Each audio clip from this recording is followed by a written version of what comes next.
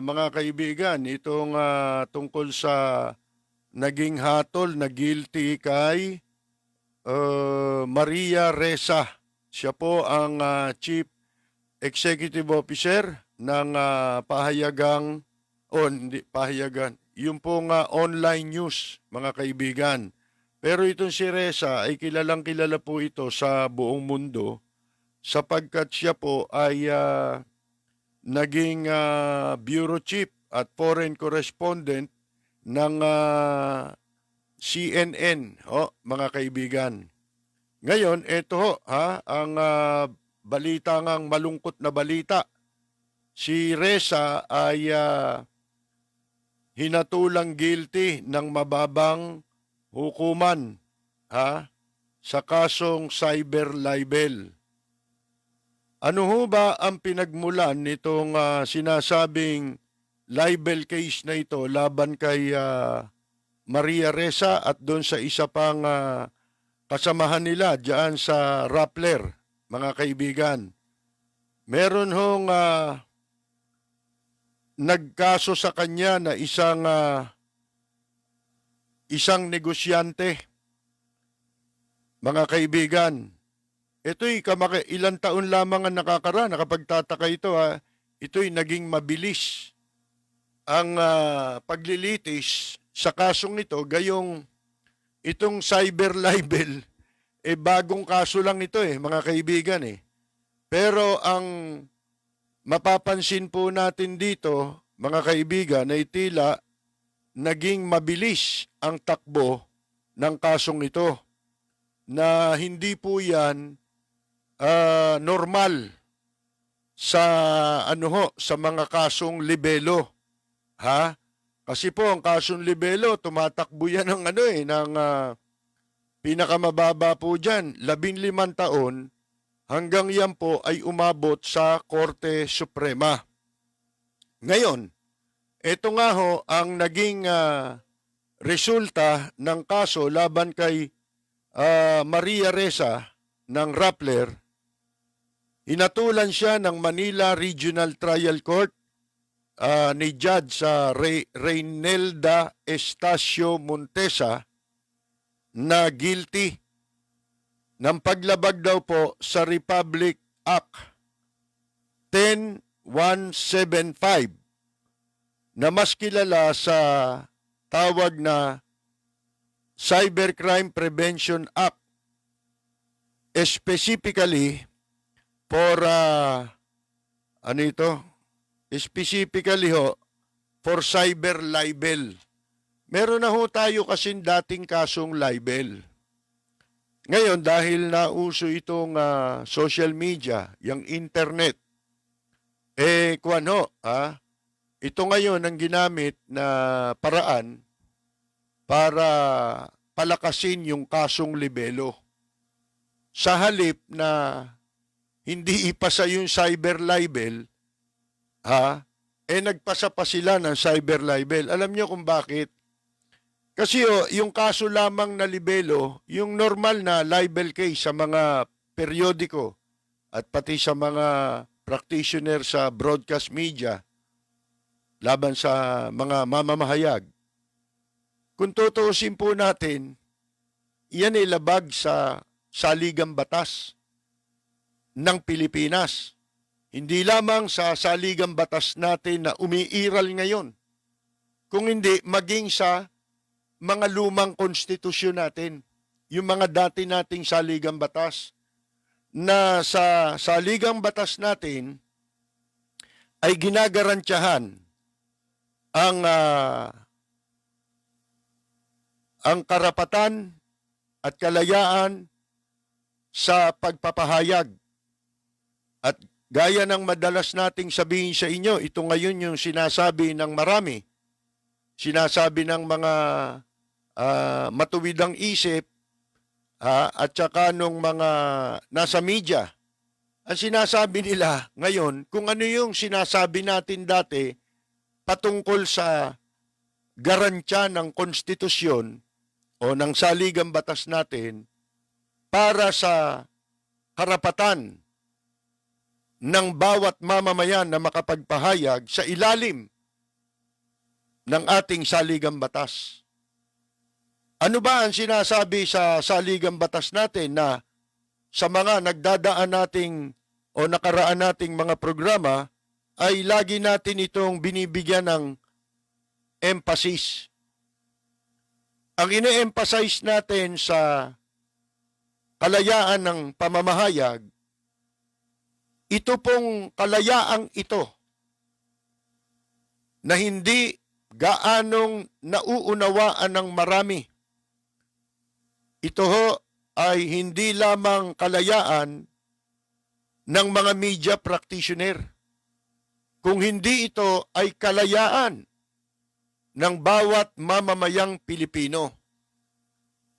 At ako'y naniniwala sa sinasabi, tama yung sinasabi ni Maria Ressa na hindi namin kalayaan lang ito. Ito ang pundasyon ng kalayaan ng bawat mamamayan sa ilalim ng saligang batas. Ito mismo yung pinakapundasyon, yung probisyon sa ating saligang batas sa ilalim ng Bill of Rights na sinasabing no law shall be passed abridging the freedom of speech or of the press.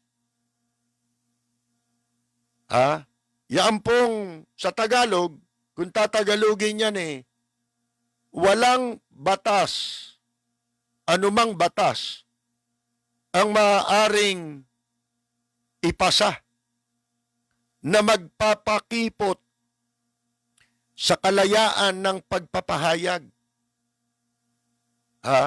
Mga kaibigan. So, yung libel pa lamang na luma, yun labag na sa konstitusyon yun Katulad lamang yan nung sinasabi nila na itong ABS-CBN na si Mr. Lopez, US citizen. At dahil US citizen daw si Gaby Lopez, ay hindi siya maaaring magmay-ari ng mass media dito sa Pilipinas dahil American citizen siya ay isang dayuhan. Ipinagbabawal talaga sa ating konstitusyon na ang mga dayuhan ay makapagnegosyo na may kaugnayan hindi lamang sa mass media, kundi pati sa mga public utilities ay ipinagbabawal din po yan. Ngayon, katulad ng sinasabi natin, katulad dito sa kasong ito, bakit kung labag sa batas o labag sa saligang batas yung pong paglikha ng anumang batas na magpapasikip o magpapakipot sa kalayaan ng mamamayan na makapagpahayag, mga kaibigan, ganun din yun sapagkat ngayon ay pumasa na sa second reading yung pong batas na pinapayagan ang 100% ownership, foreign ownership sa mga negosyo kasama na lahat, pati ang communication at public utilities. Kapag sinabi mong communications, very broad po yun. Kasama doon ang media. Dahil ang media ay communication business yan. Ngayon, labag sa batas yun o labag sa saligang batas yun, yung paggawa ng mga mambabatas, gagawa sila ng batas na lalabag sa konstitusyon, yun ay paglabag sa ating saligang batas. Pero imbes na nga ho, sabihin na natin, huwag nyo na tanggalin yan, yung lumang kaso, nagpasa pa ho sila ng cyber libel. alam po ninyo, ang umaabuso lang naman talaga dyan, meron namang talagang umaabuso. No, mga kaibigan. Pero alam nyo, sa mga bansang demokrasya, ang sabi nga ni, nung dating naging, yung pantas na naging pangulo, isa sa mga pantas na naging pangulo ng Estados Unidos, na si Thomas Jefferson. Ang sabi niya kung ako'y papipiliin,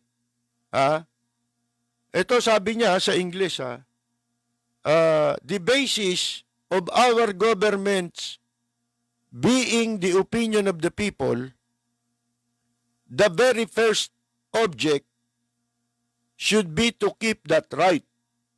And were it left to me to decide whether we should have a government without newspapers or newspapers without a government, I should not hesitate a moment to prefer the latter. Ibig sabihin, kung papipiliin siya, mas pipiliin ko pa niya. Yung magkaroon ng pahayagan na walang pamahalaan kaysa pamahalaan na walang pahayagan. Hindi tayo may sabi niyan. Bakit umunlad ang Amerika? Dahil sa kanila, di ba? Ngayon, bakit ang Amerika ay nagkakagulo ngayon? Paano? Binaboy itong freedom na ito ay pag-abuso ng freedom ay bunsod ng pagkalat ng internet dahil sa mga irresponsableng gumagamit ng internet. Ngayon, dito tayo ngayon sa kaso ni Maria Ressa. Ang sabi ng sa hatol kay Maria Ressa, mga kaibigan, after a careful evaluation of the evidence presented by both the prosecution and the defense, pagkatapos daw ng maingat na pagsusuri na sa mga ebidensyang ipinresinta ng magkabilang panig ng taga-usig at ng depensa, the court finds the prosecution's evidence sufficient in establishing the guilt. Napatunayan daw ng prosecution na yung mga ebidensya ay sapat para ma-establish ang guilt of both accused Reynaldo Santos Jr. Ito yung kasama ni Maria Ressa, beyond reasonable doubt. Pansinin ninyo sinasabi guilty beyond reasonable doubt. Pag niliwanag po natin sa Tagalog, kasi po ang sino mang akusado, nasa batas po kasi yan, na ang isang akusado, mga kaibigan, ay dapat lamang mahatulan beyond reasonable doubt. Dapat siyang hatulang guilty beyond reasonable doubt. Na ang katumbas na ibig sabihin sa Tagalog, ni walang katiting na pagdududa na ang akusado ay nagkasala. Yun ang pansinin ninyo, mga kaibigan. Di ba? Dapat pagka yung hinatulang kang guilty, talagang matibay na matibay. Airtight. Ika nga. Ang ebidensya na ipinresinta sa hukuman. mga kaibigan, laban sa isang akusado. Beyond reasonable doubt. Ha? Wala ni katiting na pagdududang nagkasala ang isang akusado. Ngayon, ang sabi nga ho, sufficient, ha? Na na-establish ang guilt dito kina Reynaldo Santos Jr. at Maria Ressa beyond reasonable doubt for violation of Section 4C 4 of Republic Act 10175. Yan po yung cyber libel case. Ngayon, ito ngayon ang maganda po riyan. Inatulan sila sa kasong cyber libel. Kailan ba nag-umpisa? Paano ba nagkaroon ng kaso laban sa kanila? At paano ito nagsimula, mga kaibigan? Itong si Maria Ressa o itong Rappler, mga kaibigan, ay meron pong artikulo na isinulat at inilathala sa social media dun sa kanilang platform ng Rappler na artikulo na isinulat nitong si Santos na sinasabi niyang ito daw negosyante na nagdemanda sa kanila ay nagpahiram ng sports utility vehicle, yung pong SUV. Sakay nooy Chief Justice Renato Corona. Ano po, mga kaibigan, nagpahiram daw ng sasakyan. Sasakyan, pinahiram. Ano na raw yun, Ang tindi ng kaso nun.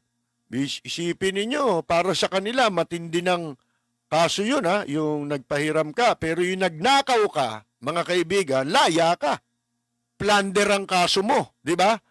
Sinabi lang doon na nagpahiram, whether totoo yun at hindi, mga kaibigan, mabigat ba hong paratang yun?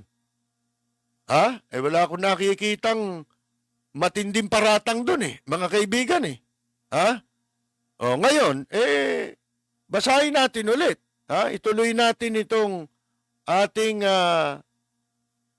binabasa tungkol dyan sa kaso nga na yan na inatulang guilty itong si Maria Ressa at yung nagngangalang Reynaldo Santos na kasama nila sa kanilang organisasyon, mga kaibigan, ano po.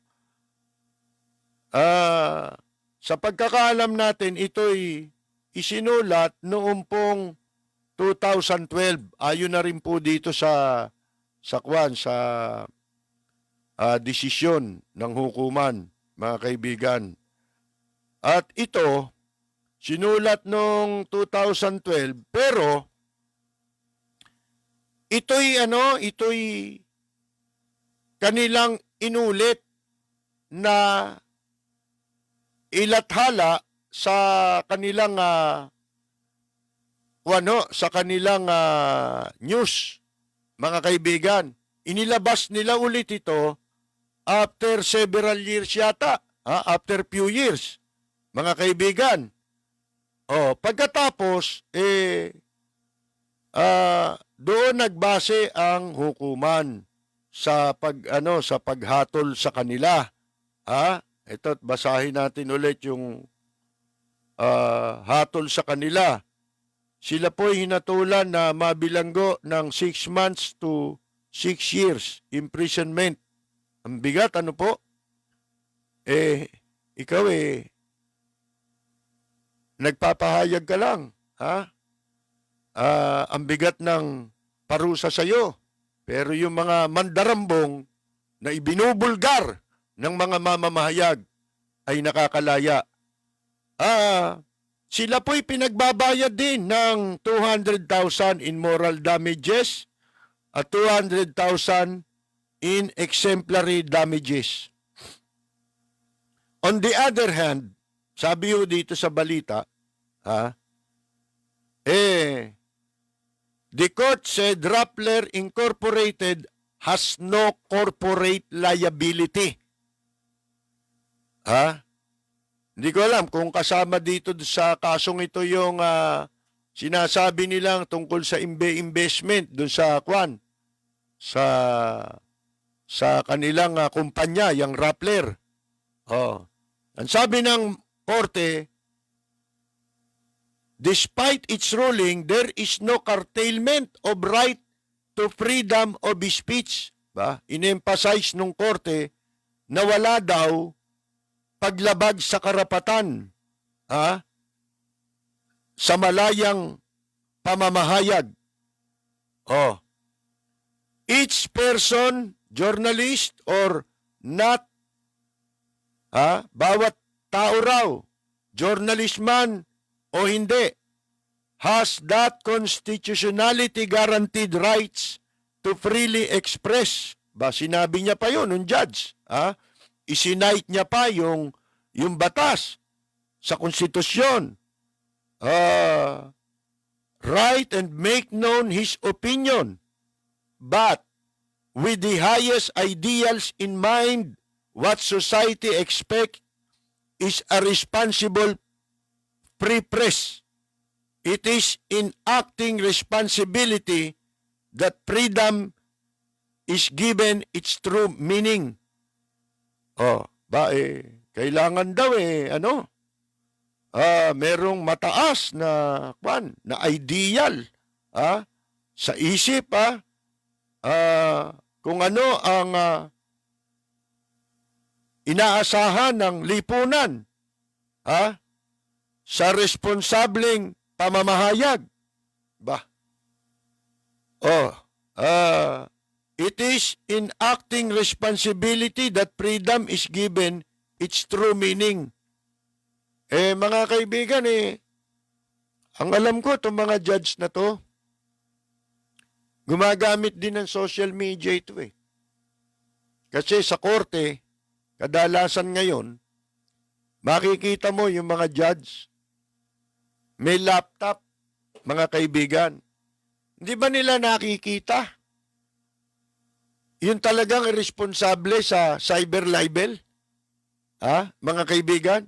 Kung gaano karahas, kababoy, kabastos, kawalang hiya, ang mga troll, lalo na kapag kalaban ng administrasyon. Hindi ba? Bulag ba kayo? The subject of the cyber libel, nawawala itong sandali The subject of the cyber libel, sandali ho, nagluluko itong aking libel case, ito, was a 2012 article written by Santos. Ito daw pong pinagbasihan ng balita kung saan sila nahatulang guilty. Ito'y patungkol doon sa article noong 2012 na isinulat ni Santos na sinasabi niya nga na itong negosyante ng apelyido King nagpahiram ng sasakyan, SUV, kay nooy Chief Justice Renato Corona, yumaong dating Chief Justice. At dito rin daw sa article na itong isinulat, ay binabanggit ang intelligence report na ito raw si King, sinasabi,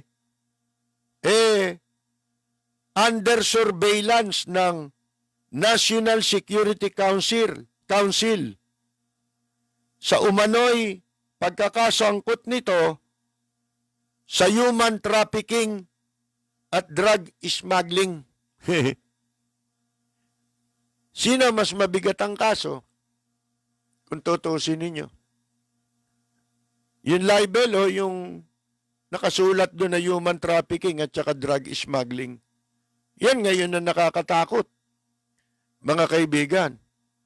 Kasi pagka isinulat mo ngayon na smuggler at trafficker, nire-report mo, inaalarma mo, pinaalam mo, pinababatid mo ang tunay na nangyayari sa taong bayan, pwede sila magdemanda sa iyo ngayon. Mga kaibigan, lalo na mga drug trafficker. At pwedeng pagbasihan itong kasong ito. Ha? Oh. Ngayon, nagsampa ng kasong cyber libel noong 2017. Ano tayo ngayon? 2020? 3 taon lang, oh. Yung ipinail na cyber libel. Or 5 years after the article was first posted. And 3 years after it was supposedly reposted due to typographical error. Nakapost na to. Dati. Ha? Pagkatapos, inirepost lang nila dahil nagkaroon daw, dahil daw sa typographical error. Kasi madalas mangyari yun. Kaya pagbabasa kayo ng mga balita, sa mga column, sa mga news, merong mga, makikita mo minsan, mali yung pagkaka-spelling, di ba? Minsan, mali yung nakalagay na mga numero. Oh, hindi naman sinasadya, yun typographical error na minsan ay tao lang kasi nagbabasa niyan. Pagka ine-edit mo yung balita at saka yung mga pinoproofreading yung mga balita, lalo na sa print media, mga kaibigan, merong editor yan eh. Ha? Siyempre, tao yung editor eh. Hindi naman perfecto yun eh. Na minsan ay talagang nawawaglit sa kanyang pagsusuri yung pong ilalabas na balita, kaya hindi niya napupuna na merong mali, di ba? Natural yun, nangyayari yun. Kaya ang tawag sa media ron ay typographical error. O ngayon, ito'y sabi, however, screen grabs were made that led to his conviction. 8 years imprisonment. Ito pala'y ibang kaso dahil binabanggit po dito na pangatlo yata sila sa nahatulan ng cyber libel. Yung iba hindi naman na media personality. Pero dito sa kaso nila Maria Ressa, ang sinasabi ng hukuman, ang problema ngayon dito, ito ngayon ang debate rito, mga kaibigan, na pagdidibatihan. Tama ba ang naging desisyon ng hukuman? Kasi po sila'y meron pang ilang araw yan para makapaghain ng motion for reconsideration. Di ba? At pagkatapos, pag inaffirm o nanindigan sa kanyang desisyon, sa kanyang maling desisyon, halimbawa, yung judge, i-affirm niya yan, so ikaw tatakbo ngayon sa Court of Appeals. Pagkatapos, meron pang Supreme Court yan, di ba? Hindi pa final itong decision na ito. Pero ang problema ngayon, ang debate ngayon dito, mga kaibigan, ay sa libel po kasi, merong tinatawag na prescriptive period. Halimbawa, meron kang isinulat, meron yung, halimbawa, sinasabi doon sa sinulat mo, merong na-offend, di ba? Pagka yung na-offend, may karapatang magdemanda ng kasong libelo, meron siyang 1 taon para gawin yun. Pero kapag lumagpas na sa 1 taon, baliwala na yung isasampan niyang kaso. Wala na siyang karapatan. Kung gusto niyang mag-file ng kaso, mababasura yun dapat. Dahil may batas na nagtatakda na 1 taon lamang. Sa loob ng 1 taon, kailangan makapaghain ka ng kasong libelo. May mga prescriptive period ang bawat kaso. Kung hanggang kailan ka pwedeng mag-file ng kaso. Sa libel po, 1 taon. Ngayon, dito sa cyber libel pala, walang prescriptive period na nakalagay. Mga kaibigan. Ha? Kaya, ang ginawa ng korte, para makumbik, para maging kapanipaniwala, o merong mapagbigyan, di natin alam, di ba? Kumuha siya ng ibang batas sa ibang kaso para sa special case na kaso raw. Kasi ito raw cyber libel ay special case. Ha? Tingnan ninyo ha. Na doon sa special case, 12 years. Mga kaibigan. Ha? Bago ka makapag-file ng kaso. Hindi ho ba, ano ito, ridiculous ito? Wala na, absent sa silent. Sa cyber libel case, yung prescriptive period. Bakit i-assume ng judge na 12 years yun? Debatable yan, mga kaibigan. Di ba ang sabi natin kanina, pansinin ninyo kailangan ang isang akusado, bago mo siya hatulang guilty, kinakailangan nasisiguro ng hukom na ang kanyang hatol ay beyond reasonable doubt o nikatiting na pagdududa ay wala. Mga kaibigan, pansinin ninyo yan. At saka ito, yung article na sinasabing hinatulan si Maria Ressa noong 2012, mga kaibigan, ano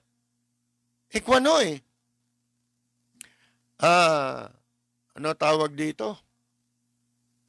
Bukod sa kasong libel na merong 1 year lamang, wala pa itong cyber libel nung isulat yung artikulo.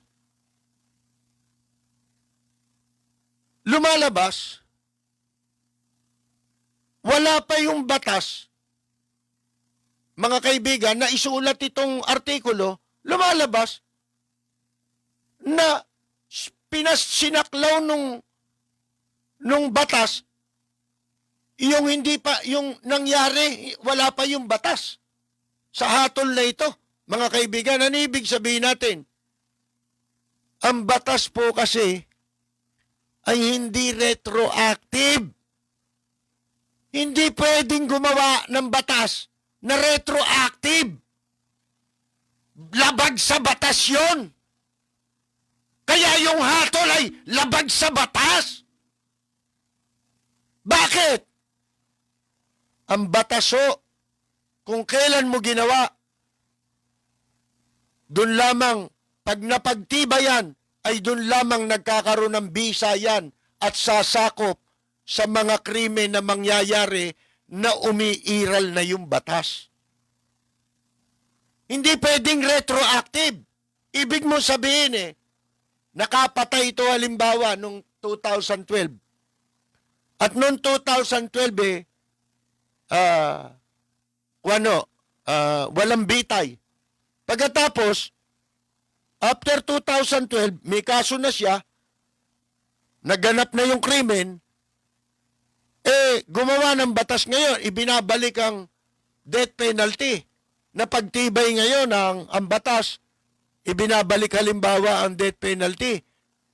Hindi siya covered noon. Ang tanging masasakop ng batas na yon, yung mga makakasuhan ng kasong murder, ng pagpatay, kapag yung batas ay umiiral na. Walang preno kung bumatikos. Malalim at makatwirang komentaryo. Mag-ingat ang mga politikong gumagawa ng kalokohan at baka kayo ay tamaan ng Rapid Fire! Ang bilis namang magsalita nila Soto. Talagang nakaayon daw si Soto na nag-guilty nga si ano. Mga kaibigan, no? Pag ganito na ang mga tao sa Pilipinas, walang-wala na tayo talagang pag-asa. Paano? Si Soto, malaki galit niya sa media. Sa totoo lang. Noon niya pa pinagbabantaan ng media, di ba? May araw din kayo. Natatandaan kaya ni Senator Soto yun, sinabi niya nung araw yan. Nung masangkot siya sa droga kay Alfredo Chonco. Hindi ba? Dakdak ng dakdak, anti-drugs. Merong nakapaglabas ng libro na ang nagpondo pala nung librong ginawa ni Tito Soto, ipinalimbag at ewan ko kung saan niya binenta o pinamigayan, yung mga aklat na yan, nakalagay doon sa libro. Ang isa sa mga padron niya ron si Alfredo Chonco. Kaya noon, natatandaan ko, pag ini-interview si Soto, may araw din kayo. Kasi noon parang tatakbo yatang presidente ito, vice president, di ba? O, panahon na tatakbo nun si GMA mga kaibigan Natawa ako talaga pero tinutotoo yata ni Tito Soto yung kanyang banta. Nung araw, talagang malalim ang pinaguhugutan ng hinanakit nitong si Senate President Tito Soto laban sa mga nasa media. Imagine niyo, kayo na lang mga pangkaraniwan na hindi naman media practitioner.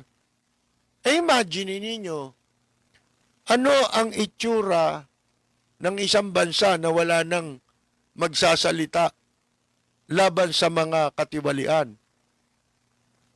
Meron pa nga nagsasabi, mabuti nang inaabuso yung pamamayag kaysa walang pamamayag. Hindi ba? Pero ako, okay pa rin sa akin yun, yung may libel case, mga kaibigan.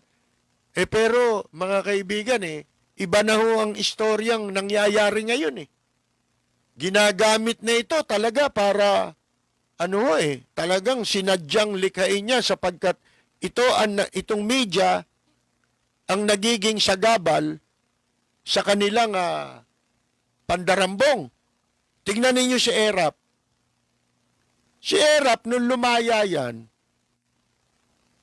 naging guest speaker yan sa isang samahan na ngayon itong samahan na ito bulok na samahan sa media ng mga house show na. Sabi nga ni Neil Cruz, house show. Ngayon, naging panauhin dyan si Erap. Nandyan ako Nakikinig ako Naging guest siya para magsalita. Nagtalumpati si Erap. Alam niyo ba sabi ni Erap? Siya raw sinisisi niya media sa pagkakapatalsik sa kanya. Media ba yung taong bayan? Mga kaibigan? Pagkatapos, alam niyo, sabi doon sa mga nandong gago na walang kibo, pinalakpakan pa ang tarantado. Alam niyo, sabi ni Erap, huwag niyo nang uulitin yan, Isipin mo yun, kung di nagmukha, mga gago, di ba? Pumapayag kayo ng ganon. Wala pala ako doon. Nabalitaan ko lang na yun ang sinabi ni Erap. Kasi tanghali ginanap yun Kasi nung minsang naging bisita yan doon, anibersaryo yata, ako pa sumalubong dyan sa damuhong yan dahil ako inassign Kasi binibigyan kami ng assignment, ikaw dito, di ba? Ang na-assign sa akin yung sumalubong kay Erap doon sa baba ng building at i-escort mo siya paakyat doon sa venue. Yun yung kinukwento ko. Pagsakay namin ng elevator, montik na magsara, humahabol si Orly Mercado.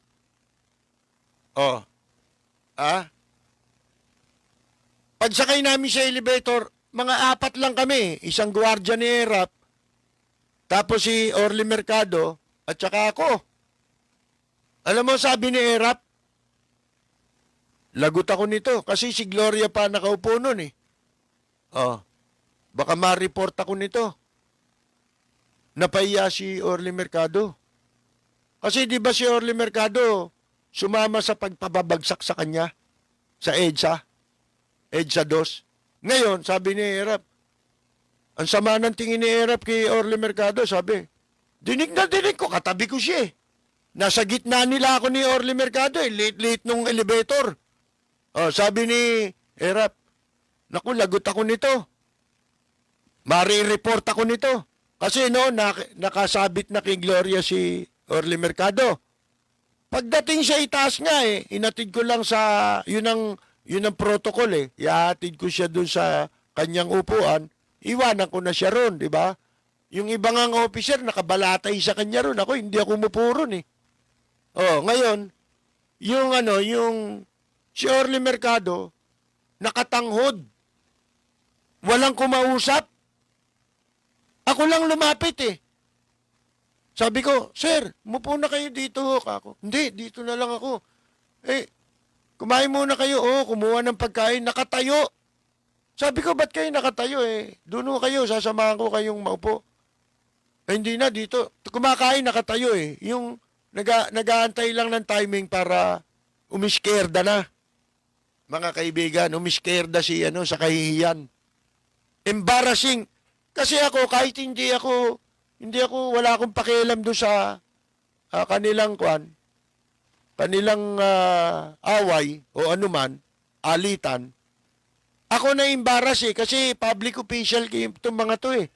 Di ba yung sinabi ni Erap na, naku, marireport ako nito. Na ko eh, na-embarrass ako sa sarili ko eh. Basto si Erap eh. Di ba? Oh, ngayon, asa na ba ako? Balik tayo dito sa sinasabi nga ni, itong nangyari nga kay na nakumbik sa kasong cyber libel si Maria Ressa. Talagang very alarming na to, mga kaibigan, para sa mga hindi naligtas ang mga mamamahayag sa anumang harassment. Kaya lang naman ito nagagawa ng mga troll, yung mga kalukuhan nila. Kalapastanganan, pambababoy, pangwawalangya. Alam naman natin lahat yan eh. Mapapanood naman ninyo yung mga pinagagagawa nila. Basta kapanalig, basta pabor sa administrasyon, kahit sino, pwede mong murahin. Pwede mong harap, tahasan, sasabihin mo. Wala sa issue. Paglapastangan sa pagkatao ang sinasabi nila eh. Hindi naman pamamahayag yun eh. Yun ang hindi na malayang pamamahayag. Yun ang maliwanag na pag-abuso sa pamamahayag. O mga kaibigan, hindi ho ba? Kaya, ewan ko, pagdududahan tong judge na to. Hindi ba? Dahil sa kanyang naging hatol, mga kaibigan. Sapagkat ang labo eh. Isipin mo, wala pa yung batas nung mangyari yung krimen na sinasabi. Kasi crime yan eh, di ba? Cyber libel eh. Crime of cyber libel. Wala pa yung batas na cyber libel, in-apply nila rito yung batas. Mga kaibigan. Ano magiging implikasyon yan? Ito bigyan ko kayo ng example. Hindi ba merong Google? Ano yung Google? Malaki may tutulong yan sa mga gustong lumawak ang kaalaman, madagdagan ng kaalaman. Malaki may tutulong yan eh. Iyan sa internet, di ba? Yung Google. Lahat ng gusto mong nakaraan na available, available dyan, mababasa mo. Kahit na matatandang kasaysayan, pangyayari, krimen, lahat, mababasa mo dyan. Parang, kaya na wala na yung hard copy ng mga encyclopedia ngayon, nabaliwala na yun eh. yung mga almanac, di ba? Sapagkat nababasa mo na ito sa Google. E di ang ibig pala sabihin niyan, halimbawa, cyber libel ba yung ginagawa ng Google? E paano mo natanong yan? Eh kasi halimbawa, may pangyayari dyan na si ganito inakusahan ng ganon. Sinulat mo ngayon yung istoryang inakalagay sa ano yan, sa Google. Oh, eh nagalit ngayon yung tao. Halimbawa, di ba? Eh kung magalit yung tao, ba't nandyan ako sa Google? Eh naabsuelto ako doon. Kahit naabsuelto ka, nakalagay doon na ito si naakusahan ng pagnanakaw, naabsuelto. Eh nakalagay doon yun. Ibig mo sabihin, cyber libel yun? Ha? Cyber libel ba yun? O, halimbawa, si Bong Revilla, nasa Google ang pangalan yan. Di ba? Naabsuelto. Kaya, basahin mo ng basahin yan, hindi ka maniniwalang dapat maabsuelto yan eh. Hindi ba? Walang maniniwala. Bakit? Nasa Google na eh. Masusundan mo yung buong istorya eh. At ikaw din, hindi ka makukumbinse kung base sa evidence presented against Senator Bong Revilla, hindi ka makukumbinsing dapat siyang maabsuelto. Katunayan eh, pagka nagbabasa ka, alimbawa katulad ng kasong pandarambong sa English, yung plunder. Oh, hindi ba special law yan? Ha? At yung parusa dyan, hindi mo kukunin sa ibang batas kamukha ng ginawa ni Judge Reynalda Estacio. Bilib pa sana naman ako dito nung araw. Ha? Nung pinakulong niya si Taguba sa Manila City Jail, bumilib ako eh. Yung pala eh. Baka nagamit niya lang na koneksyon yun eh. Di ba? Para magkaroon siya ng connect sa itaas, di ba? Pinuri ko pa ng ilang beses siya sa kolom, nanginayang ako. Dapat pala, gumawa ako ng public apology. Bawiin ko, di ba? At humingi ako ng paumanin sa taong bayan.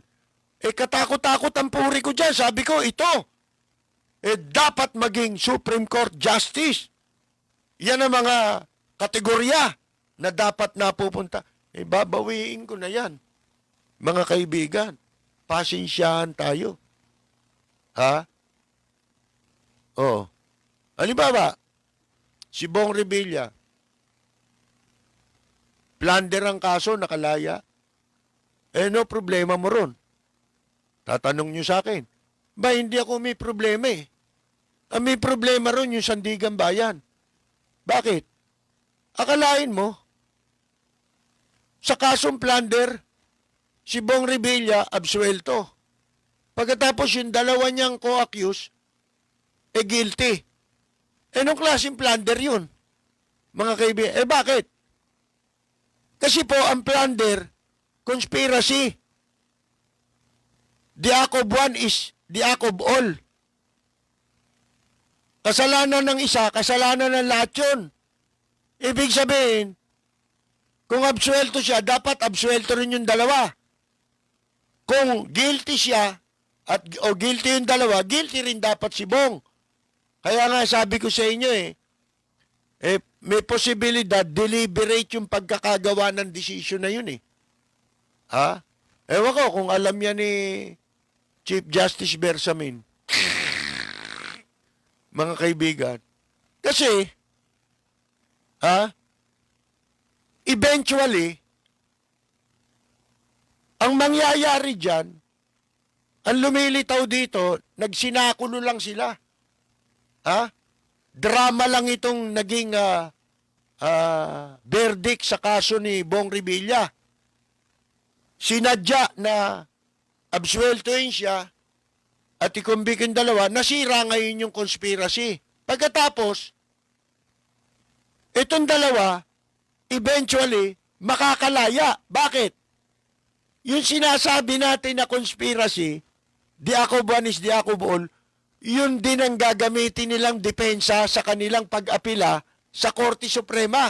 Kasi pwede pa silang tumakbo sa Korte Suprema at sigurado kasi capital ano yan offense yan mga kaibigan So subject yan ng automatic review ng Korte Suprema, mga kaibigan.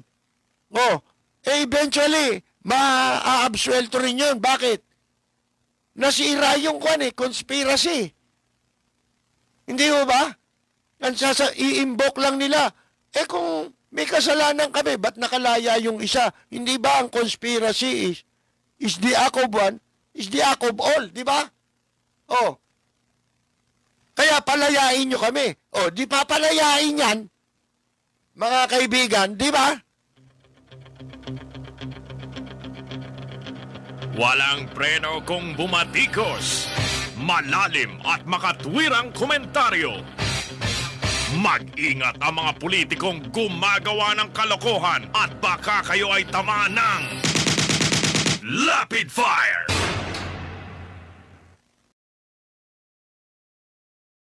Eto ho, alam nyo,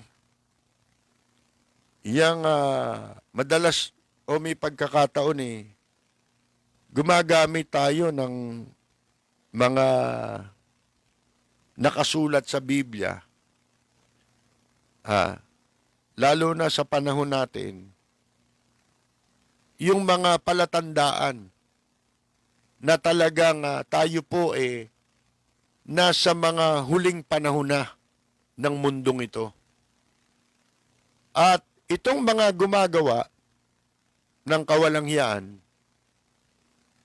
yung mga bumabaluktot sa katotohanan at katarungan, sila yung palatandaang binabanggit sa Biblia na hindi na natin dapat pagtakahan. Kaya lang, sila mismo, ewan ko kung alam nila yan. Di ba? Ito maging yung mga hukom, yung mga may kapangyarihang humatol, yan matagal nang sinasabi sa Biblia yan na mangyayari yan Katunayan ito sa Levitico. Sa English yata Levitian di ba? Ang sabi sa Levitico 19:15, ito kaya para hindi tayo magtaka, kaya lang kailangang malaman nitong mga taong ito, itong mga bumabaluktot sa katarungan, kung anong papel ang ginagampanan nila sa tinatawag na mga huling panahon ng daigdig. Ito ang sabi sa Levitico 19:15. Huwag kayong gagawa ng kalikuan sa paghatol. Huwag kang magtatangi sa pagkatao ng dukha, ni itatangi ang pagkatao ng makapangyarihan, kundi hahatulan mo ang iyong kapwa ayon sa katarungan. Walang preno kung bumatikos. Malalim at makatwirang komentaryo. Mag-ingat ang mga politikong gumagawa ng kalokohan at baka kayo ay tamaan ng Rapid Fire!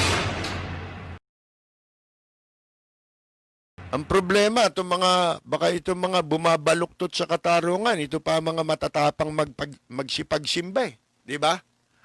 Eto pa, baka akala nyo, yun lang ang talata sa Biblia. Eto pa, sa Exodo 23.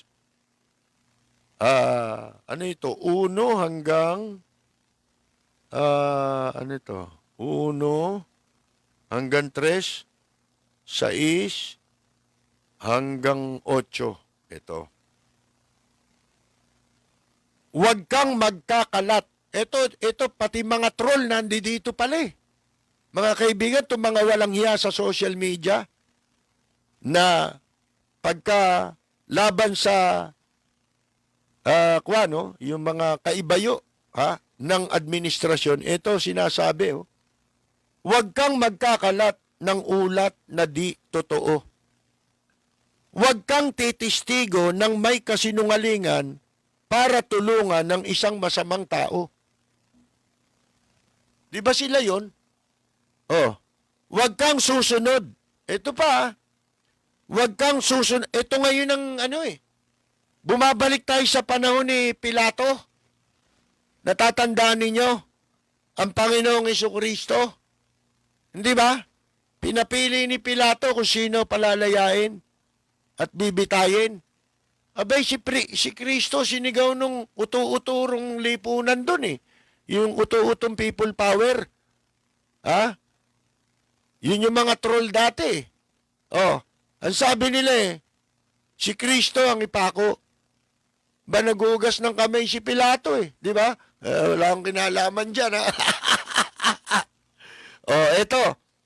Ang sabi, huwag kang susunod sa karamihan sa paggawa ng masama at huwag kang magbibigay ng patotoo na salungat sa katarungan para lang pumanig sa karamihan. Baka nakita ito ni Judge Estacio ba? Maraming troll na gusto bitayin itong si Reza Kumampi nga ako sa marami. Baka naman yun ang ibig sabihin ni Judge Estacio. Mga kaibigan, lintik na ito, di ba? Na internet itong ginagamit ko. Nawala na naman yung binabasa ko. Saan ba ako? Ito pa pala. 2 yung binasa natin. Ito, 3. Dapat kang maging patas sa usapin ng isang mahirap. Yan ang dapat na maging pamantayan ng mga nasa hukuman lalo na. Sa 6. Huwag mong babaluktutin. Ito, judge, mga justice. Pinagsasabihan kayo ng Panginoon Diyos sa Biblia. May babala sa inyo. May ipinagbabawal sa inyo. Ang sabi sa inyo, huwag mong babaluktutin ang hatol sa kaso ng mahirap. Hindi naman mahirap si Reza sino ba mayaman? Sa kanila ni King. Di ba? Di mas mahirap siya. Ito sa 7. Lumayo ka sa maling akusasyon. Di ba ito yung sinasabi ko sa inyo palagi? Ang tanging paraan para ang matitinong gumagamit ng social media ay makatulong, makapag-ambag para malipol ang kawalangyaan ng mga troll na bayaran sa social media. I-block. Ito, tinan niyo, nasa Biblia pala. Lumayo ka, sabi, sa maling akusasyon. At huwag mong patayin ang walang sala at ang matuwid. Dahil hindi ko ipahahayag na matuwid ang masama. Ito, sa totoo lang para sa lahat ito, lalong-lalo na sa mga nagpapatupad ng batas, sa mga executioner ng batas, yung mga hukuman, pulis, at itong mga bayaran na tumitistigo ng hindi naman totoo. Nagbibigay ng pahayag sa social media, hindi naman alam ang sinasabi, hindi pa totoo. Fake news. Ito yun yung fake news. Sa 8, sabi, mga judge, pakinggan nyo to. Tsaka yung mga otoridad, pati mga troll, pakinggan nyo to. Huwag kang tatanggap ng suhol Dahil ang suhol ay bumubulag sa mga taong malinaw ang paningin at pumipilipit sa pananalita ng mga taong matuwid. Kahit matuwid ka, tumanggap ka ng suhol, ano mangyayari sa iyo? Abay, pipilipit ang mga pananalita mo, kaya magiging inconsistent ka. Masisira ka. Di ba? Oh, yung malinaw ang paningin mo, bubulaging ka niyan. Kaya nga ang tawag sa mga troll, bulagers eh. Vloggers pala, di ba? Oh, kita mo na sa Biblia kayong mga damuho kayo, di ba? Oh, mga kaibigan, sinasabi ko lang. At alam nyo, kung sa bagay, tama rin yung sinasabi ni Reza. Hindi kami ang kalaban nyo. Ha? Kalaban natin ngayon, lalo-lalo na ngayon. Inchik ang kalaban natin. Ang kalaban natin ngayon, yung susunod na eleksyon ay ilalagay na ng China. Kontrolado na nila. Kung sa bagay atin na mo iyang mga produkto ng Inchik, nagtataka ako sa mga Pilipino Pagdating sa pera, bulag na O, kita mo, ano nangyayari ngayon sa media? Hinaharas na ang media. Talaga namang baluktot Meron din baluktot Tingnan ninyo. Yung mga TV lang kanina na nonood ako. Alam nyo commercial nila? Huawei. Anak ka ng mga kaibigan, ang ang commercial mo, Huawei? Anak ka ng pu. Anak ka ng pu. Anak ka ng pu. Oh, mga kaibigan. Samantalang sa ibang bansa, sa Canada, binan na yan Sa Amerika, ban na yan Huawei Pagkatapos tayo rito na nilalapastangan ng ating bansa, nilulupig tayo ng mga inchik, sinasakop ang ating mga teritoryo, at nandito na sila, nagagawa na nila lahat ng gusto nila. Tinatangkilik pa rin ninyo kapalit ng pera? Hindi ba? Ikinuwento ko na sa inyo minsan anong panahong nandoon ako sa isang himpilan, babanggitin ko na, DWBC. Merong kumausap sa amin na Chinese na commentator. Pero ano siya, Filipino-Chinese. Ang pangalan pala nung Quintin. Quintin Go. Oh, mga kaibigan. Pinakilala sa akin ni Kauding Bartolome, ni Yumaong Kauding Bartolome. Magkasama kami sa istasyon, DWBC. Pinakain kami, pinakapi kami, nagkwentuhan kami. Sabi, kanyo Anya, pinakikinggan, kayong dalawa doon sa Binondo. Sabi ko, paano maintindihan kami ron mga Chinese? Hindi, sabi niya. Sinasabi ko sa radyo Inchik yung niya, naririnig ko siya, nasa ibang istasyon siya Pinakinig niya sa amin Ngayon, gusto niya raw mapabilang, mapahanay sa amin ni Kauding Bartolome doon sa istasyon. Kaya gusto niya doon bumili ng programa. Di, pagkatapos nung kumain kami, nagpunta na kami sa istasyon. Ang sabi ni Kauding Bartolome sa akin, ikaw na niyang magsama sa kanya doon kay Mrs. Kasi mabait sa akin yung may-ari nun, yung mag-asawa, at saka yung anak.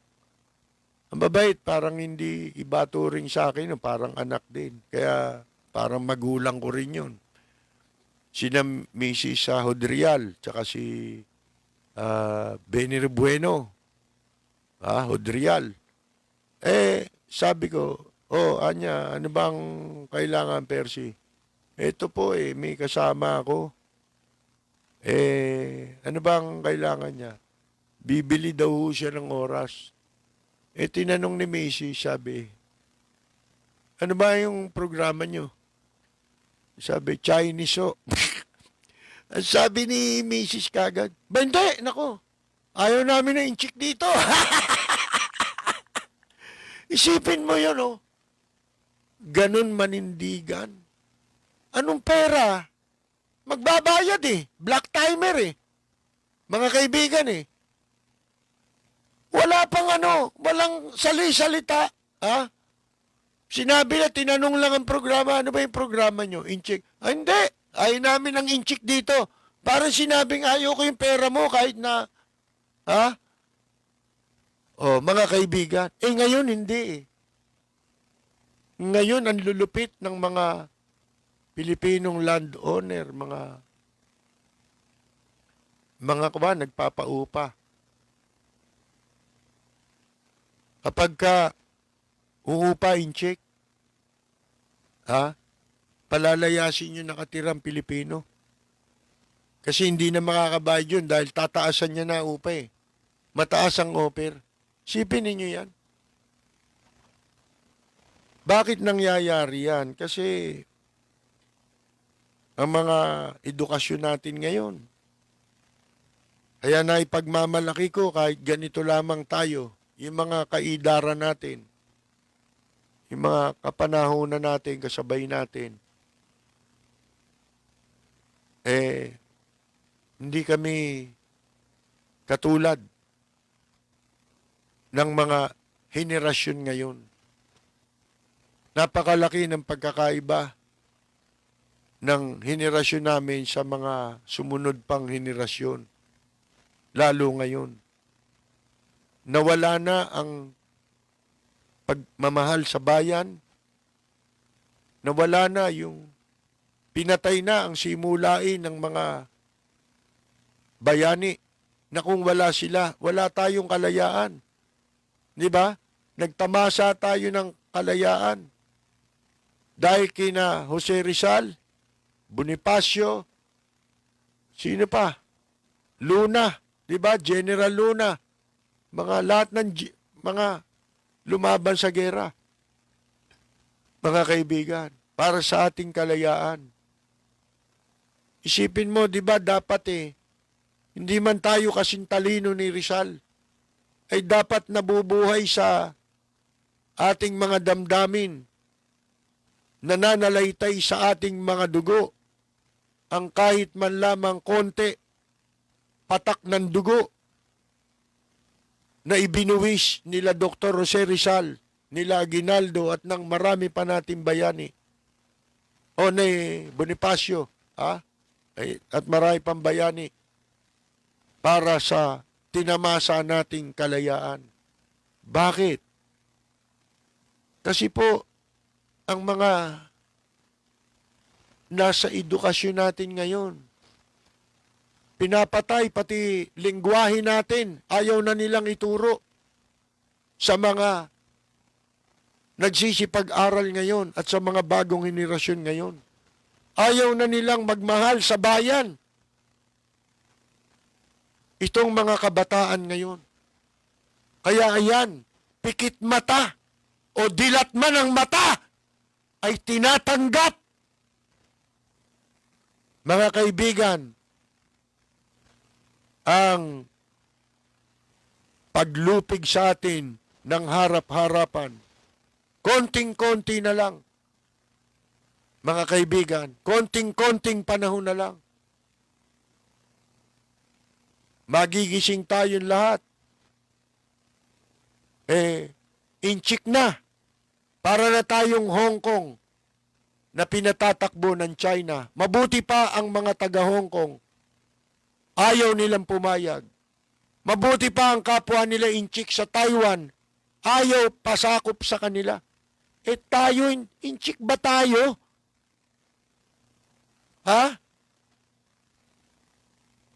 Hindi ba tayo nang galing kay Rizal? Hindi ba Naku po, mga kaibigan. Wala nang halaga ang mga pinaglaban ng mga bayani natin. Hindi na itinuturo sa paaralan. Kaya merong grade 1. Isang klase ng grade 1. Tinanong ng teacher bagong pasukan. Sino nakakakilala kay Jose Rizal? Walang sumagot.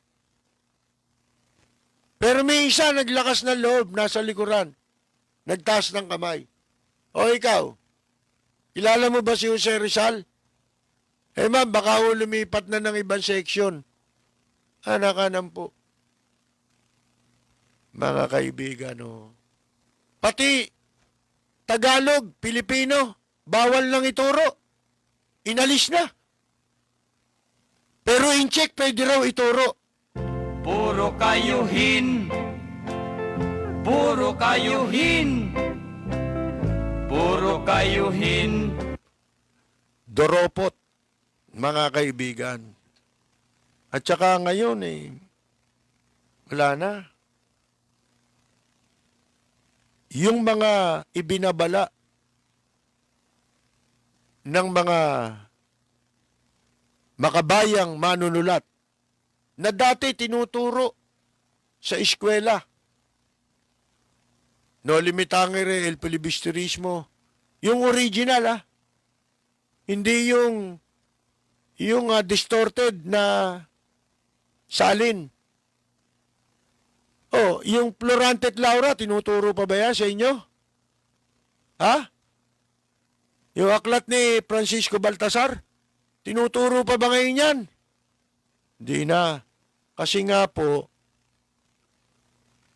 ay dinidiscourage na ng mga namumuno sa gobyerno na ang mga tao ay magkaroon ng mataniman ng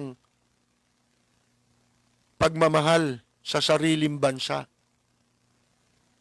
Kaya wala na tayong makikita ngayon ng mga kukonti na lang ang mga nagmamahal sa ating bayan. Hindi namang lahat Meron pa rin, pero konti na lang, mga kaibigan. Kaya ang nangyayari, tinan ninyo, itong mga commentator, yan, kamukha ni Kawal Di Carbonel. Iilan na lang kami, nasa radyo Yung iba kasi, kari-retire lang pala, nabalitaan ko. Pero masakit sa kalooban nila na wala kang gagawin. Hindi ka makapagsalita. Umibili ng oras sa radyo para lamang makagawa ng maliit na ambag upang makapagpahayag ng kanyang pagmamahal sa ating sariling bayan. Sabi ko nga, hindi mo maaawat ang isang tao. Na tumindig, lalo na marami nang ipinuhunan sa mahabang panahon na pagtataya sa kahit ilang administrasyong nagdaan. Hindi po tumigil kapag ang bansa natin ay nasa panganib. Katulad ngayon. Sipin mo, sariling pera, pinambabayad. Pag kinakapos na, hindi na alam kung paano pa niya maiaambag ang kanyang konting pagmamahal sa bayan para ito ay ibahagi sa ating mga Pilipino. Di ba, kaya ngayon, makikita mo, ang nauupo, puro palsipikado. Ang daming palsipikado sa gobyerno. Kung tutuusin mo, 99% ng nasa gobyerno, puro palsipikado. Mawalang galang na po. Ilan daang milyon tayo? Kung 100 milyon tayo, mahigit 99% yun. kokonti na. Paubos na yung species ng mga matitino. At wala nang umuusbong na matino dahil wala na yung pagmamahal sa bayan. Hindi na sila katulad ng dati nung panahon namin kahit public school lang kami. Kilala namin si Jose Rizal. Kilala namin si Andres Bonifacio. Di ba? May social studies, mga kaibigan, na subject. Kaya, ang mga kaedad natin, kahit papano, ay nataniman yan ng pagmamahal sa bayan. At kung papaano mamuhay ng wasto sa lipunan. Hindi ba? Pagkatapos, ang mga sumasalang para tumakbo sa gobyerno na mga politiko, ikumpara mo nga yan sa mga komentarista sa radyong kamukha ni Waldy Carbonell. Mga kaibigan, ano na iambag niyan? Si Waldy Carbonell, matagal po yan. Nag-hunger strike yan. Nanindigan yan labang kay dating Presidente Marcos. Nung panahon na yon, hindi ako kumbinsido sa kanilang ipinaglalaban, pero ginagalang namin ang paniwala ng isa't isa. Kahit pare-pareho kaming nasa radyo. Kahit magkaiba kami ng paniwala. Dahil importante yon, mga kaibigan. Sa lipunan na may nagsasalita ng hindi kumporme sa gobyerno. Importante yun. Para ang bansa natin ay manatiling malaya. Gaya ng kung ano ang ipinakipaglaban ng ating mga bayani. Di ba wala na si Francisco Baltasar, di ba? May libro, yung Florante at Laura. Oh, sinulat niya yung tula na sa loob at labas ng bayang kong sawi. Yan ang hinahanap ko ngayon. Sabi ko nga kultura natin yan Nung araw, ang mga batikos nasa pamamagitan ng mga tula ng mga panulat, malalalim, kamukha nila Rizal, di ba? Oh.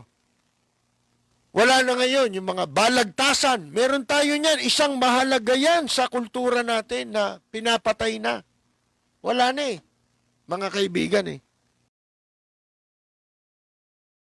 Nangyayari ngayon ito, mga kaibigan, sa ating bansa, kung sino yung mga buhong, yun ang nasa pamahalaan.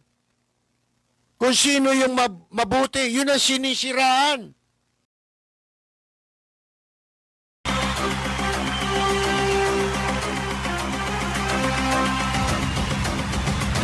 Dito naman po mga kaibigan sa issue ng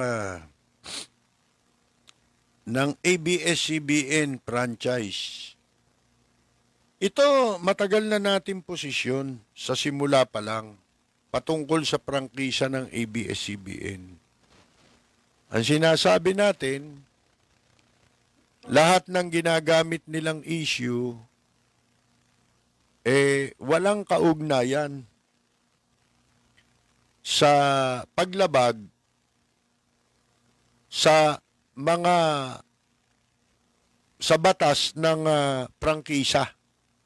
Diba? Una, ang meron lamang kaugnayan doon, isang issue. Yung iba, wala Halimbawa, yung PDR. Ano yun corporation issue yun Meaning, walang kinalaman yung prangkisa sa corporation issue. Ang may kinalaman yung corporation issue para idulog mo yon sa Securities and Exchange Commission.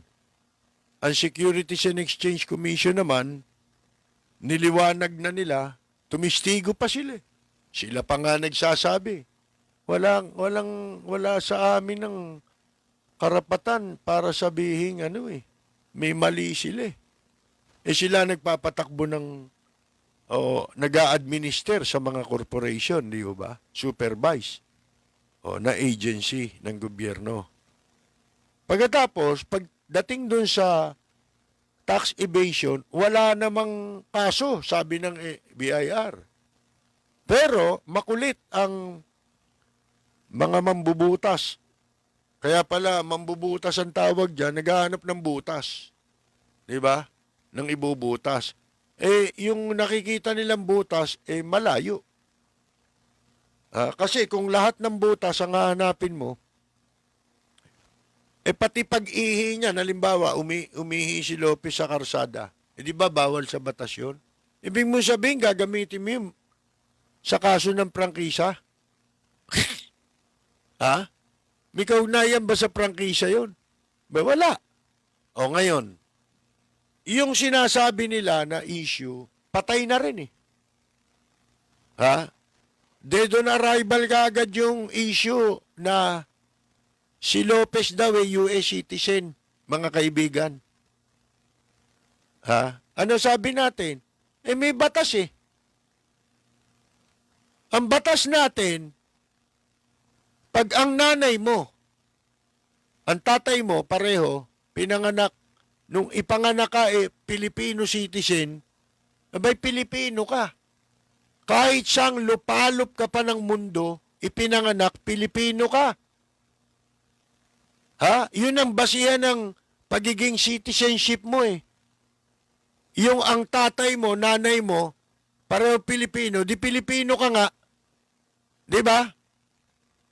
Hindi pwedeng nanay mo, tatay mo, inchik, tapos pupunta ka rito, Pilipino ka ba? Hindi ka Pilipino. Maging yung mga nandiyan sa mawalang galang na, yung mga Filipino-Chinese, hindi naman yan yung sinasabi nating dumayo rito na mga nagwawalang iya rito, mga illegal, puro pogo, mga ganyan. Ha? Droga, kidnapping, lahat eh. Economic sabotage, di nagbabayad ng buwis eh. Mga kaibigan, di ba? I-invoke lang yan, ba't kami magbabayad ng buwis illegal tong ginagawa namin. Meron bang illegal na nabubuwisan? Yan pa isasagot sa inyo yan eh. Di ba? Illegal nga eh, ba't nyo bubuwisan? Luko-luko pala kayo. Di ba? Saan kayo nagbase ng ibubuwis nyo sa amin? Sige nga. Ang binubuwisan yun legal. Dapat yan pinapalayas. Dito, basta may pera, lahat eh. Tatanggapin eh. Kahit labag sa batas eh. Saan mo babase yung niyan? Yung pagbabayad ng buwis niyan illegal yan.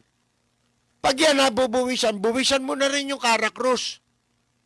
Yung tatlot wala. Diba? Yung sakla. Buwisan mo yan.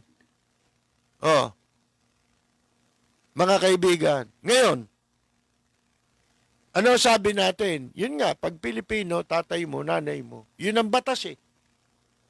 Matagal nang sinasabi sa akin ng mga abogado yan eh. Sinabi ko lang dahil dito sa kaso ni Lopez.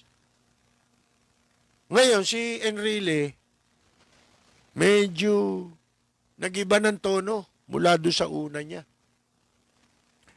Babasahin ko sa inyo, ito si dating Senator, Senate President, Juan Ponce Enrile, meron siyang Facebook. Ako'y nagpapalo ron, kaya nabasa ko ito. At gusto kong basahin sa inyo. Siguro, after niyang sinabi to, gusto siya ngayong ipatawag ng mga sipsip sa Kongreso.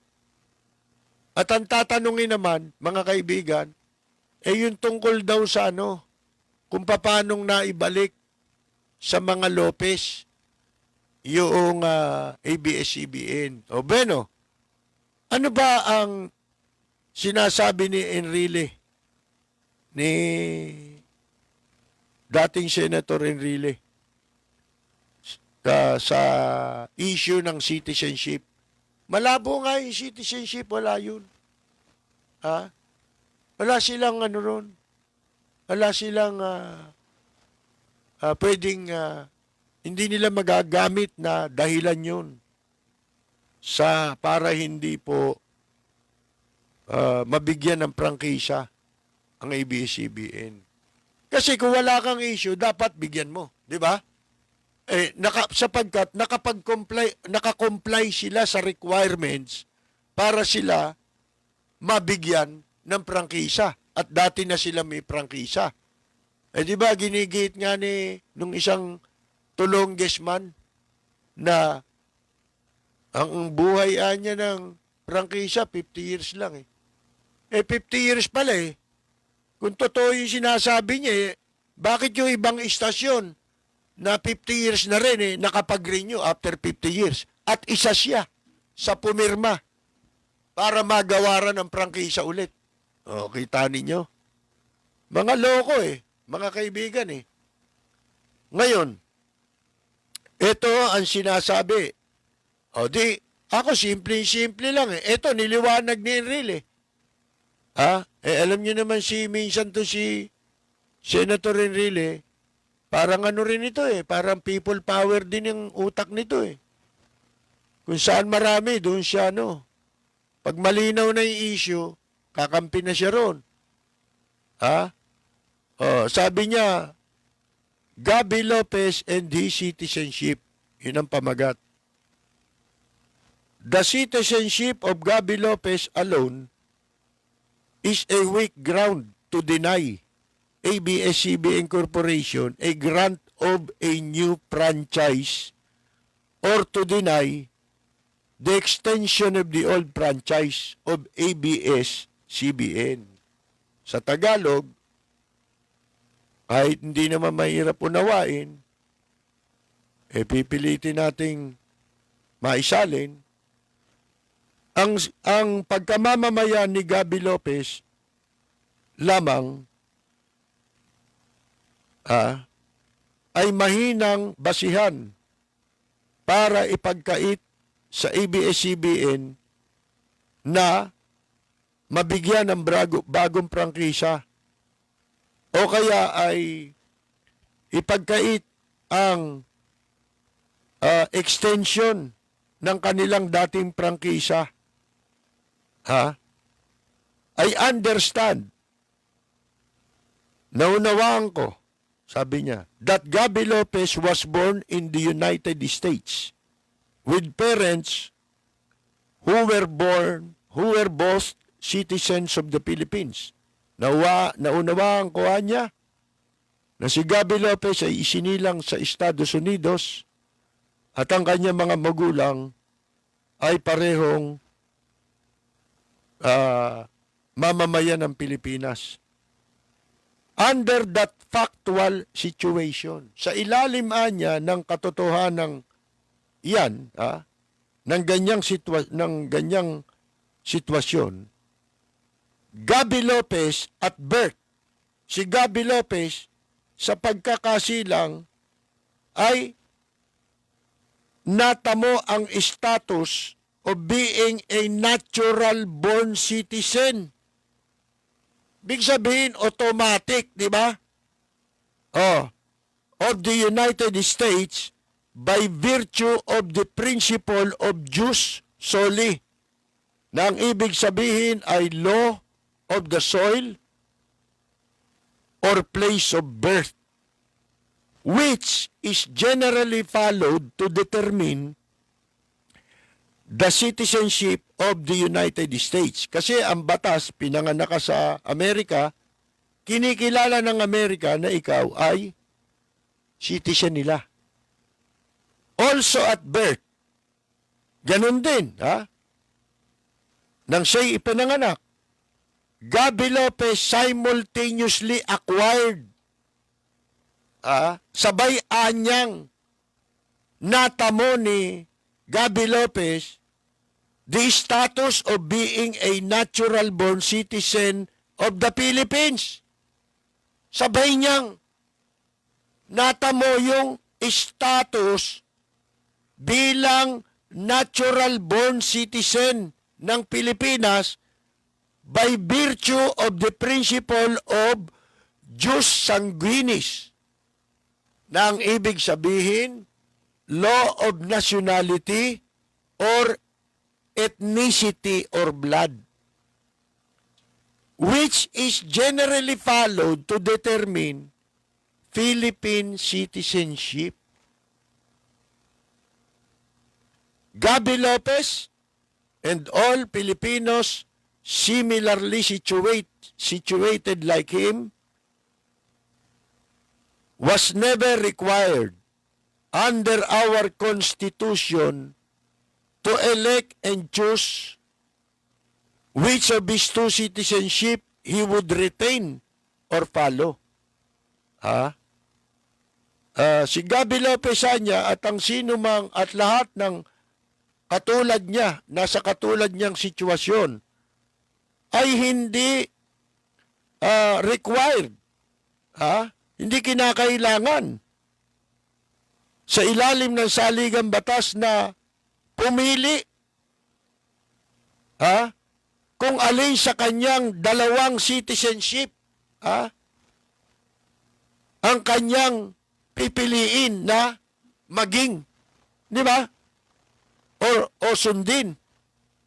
Both citizenship, sabi attached to him at birth without him making any choice or act. Dahil yun, pareho niya citizenship, nakaano na sa kanya, nakakapit na sa kanya yun. Simula nang siya isilang. Nang hindi siya pumipili, o walang nagsabi sa kanya, pumili ka. Di ba yung ginagamit ko nga minsan na halimbawa na madalas ko ring marinig kay Kauding Bartolome nung nabubuhay. Kung halimbawa lang na ang isang sanggol na nasa sinapupunan ng kanyang ina ay matatanong, mai-interview natin. At para tanungin sa kanya, kung paglabas mo dyan sa tiyan ng nanay mo, kung sila'y mula bago pa lang isilang ay makapamimili na ng pagkamamamayan nila, ng nationality nila. Kung pwede lang yon, madalas sabihin ni Kauding Bartolome, wala sigurong pipiliin na siya ay maging Pilipino kapag ka ganito ang nangyayari sa Pilipinas. Pagka ganito ang kalagayan ng mga Pilipino. Ngayon, tutuloy ko to. From the viewpoint of US law, he is a natural-born American. At the same time, from the viewpoint of Philippine law, he is a natural-born Filipino. Pareho niyan citizen yun. Pareho niyan pwede yun. Kasi hindi naman niya hinahanap yung kusa yun eh. Di ba? Under the law, kusa na yun eh. Automatic eh. Mga kaibigan eh. At this dual citizenship is in fact recognized by our Congress under the dual citizenship law passed by it. And so under those circumstances, I personally believe that Gabi Lopez is qualified to own and manage a mass media broadcast business in our country. Ang kinaiinis natin, si Gabi Lopez gustong palitawing hindi pwede, kahit pwede, di ba? Pero itong mga incheck, pwedeng magmay-ari dito sa atin. Katunayan, gumagawa na sila ng batas. Ito'y pataksil pa nga eh. Itong paggawa ng batas, nalabag sa konstitusyon. Ano yan? Yung batas na 100% foreign ownership na nakapasa na sa second reading. Sandali na lang, pwede nang magicin, kamukha nung anti-horror bill, mga kaibigan. Na hindi pa napapasa, marami ng biktima. Nang bibiktima na. Ginagawang retroactive. Ito, mas masahol pa. Wala pang Di ba yung retroactive yung ginawa nung judge, in-apply nung judge na cyber libel? Wala pa yun eh.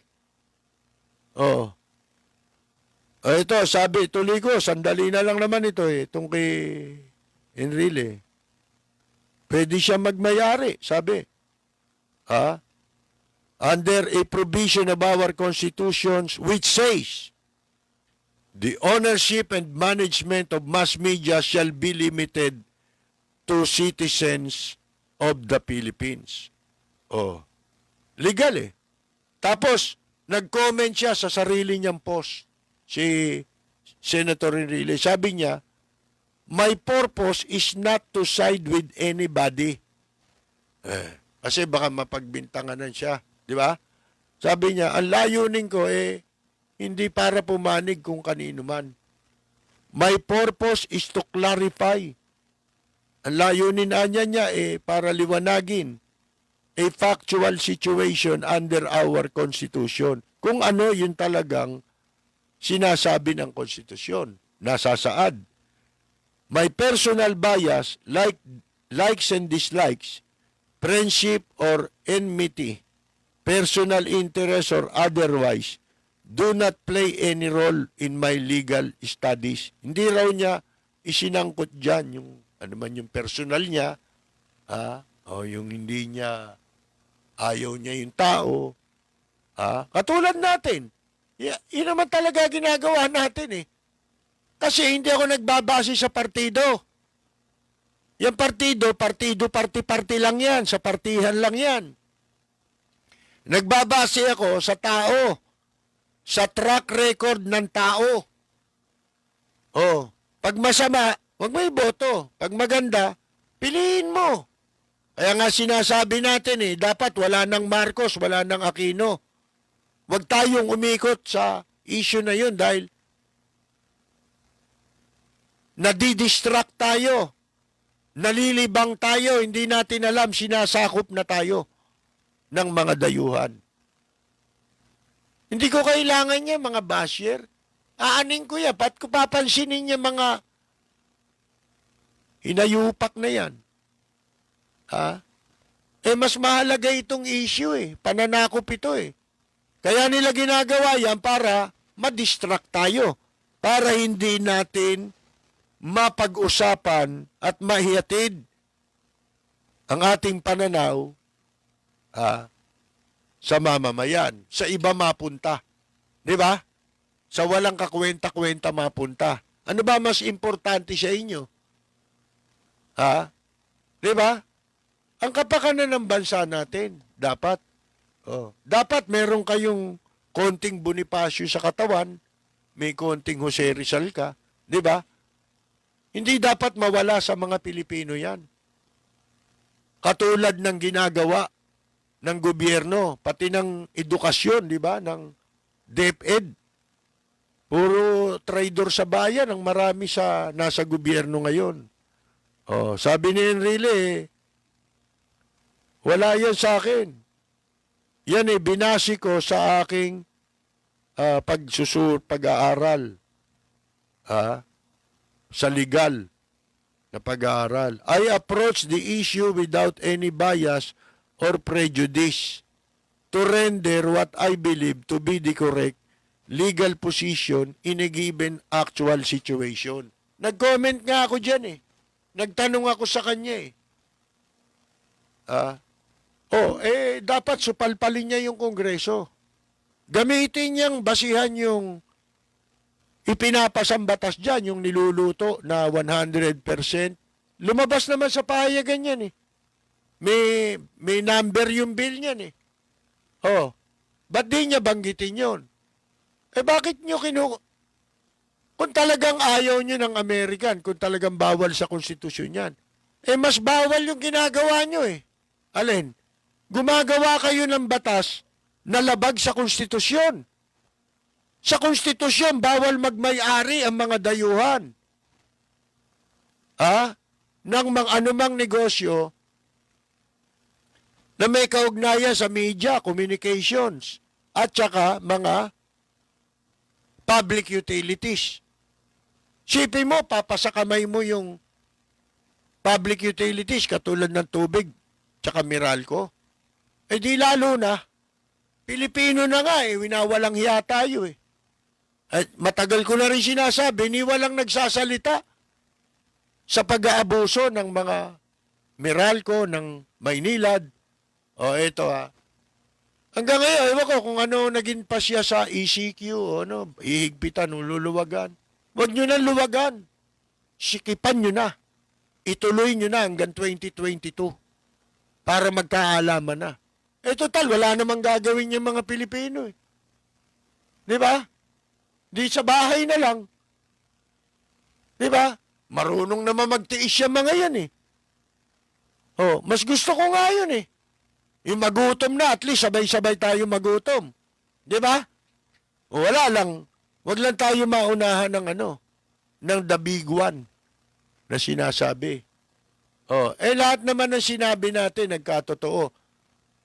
Noong isang araw lang merong nawaglit ko yung balita sa ibang bansa na nagsasabi ang dapat paghandaan ngayon ng buong mundo yung food security. Di ba tagal ko nang tinatalakay niyan? Sabi ko nga sa inyo, baliwala sa akin yung kung sino yung presidente dati, inaangahan ko yung mga magagandang ginawa nila. Yun naman talaga ang dapat mo lang kunin eh. Di ba? Oo. Wala eh.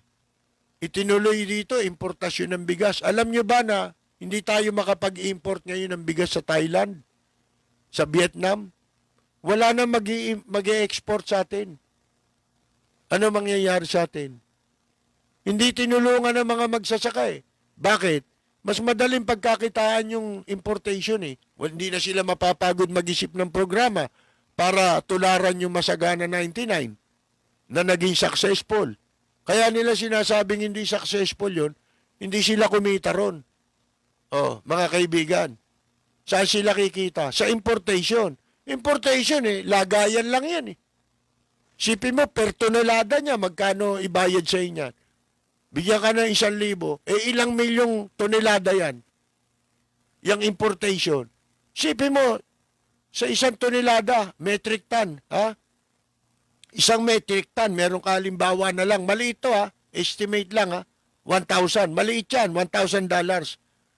Kung 1,000,000 yung metric ton sa isang taon, magkano yun? Oh. Ang laking pera nun. Dollar yun. Kaya ayaw nilang tulungan ng magsasaka. Ano mapapala namin sa magsasaka? Di ba? Mahirapan pang dyan eh. Gobyerno dyan kasi gagamitin mo yung proseso eh. Maraming mapapagod eh. Eto, nakaupo lang ako. Ang laki ng kickback ko riyan. Ang laki ng kotong ko dyan. Di ba? Pwede ko pang padagdagan yan. Kaya niligal yung importation ng bigas, di ba? Lagayan.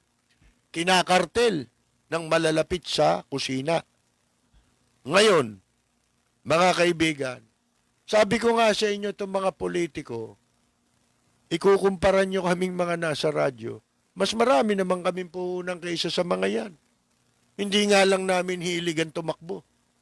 Di ba? Mga kaibigan. Kami at least may puuna. Yung mga nagsipagkandidato na yan, ano yan? Ano na ipaglingkod niya sa bayan? May naiambag ba yan bago sila naging mga kandidato? Nag-artista ka, halimbawa si Erap ka.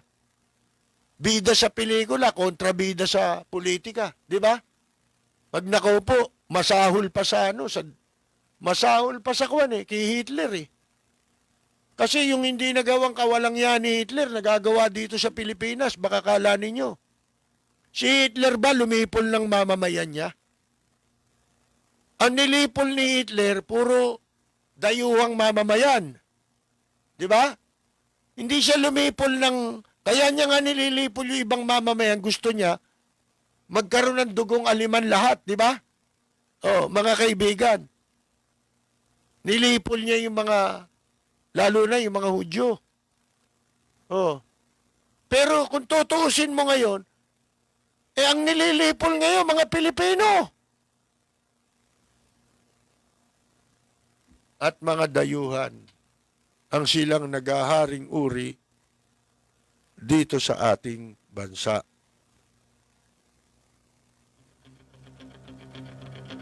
Walang preno kung bumatikos. Malalim at makatwirang komentaryo. Mag-ingat ang mga politikong gumagawa ng kalokohan at baka kayo ay tamaan ng Lapid Fire!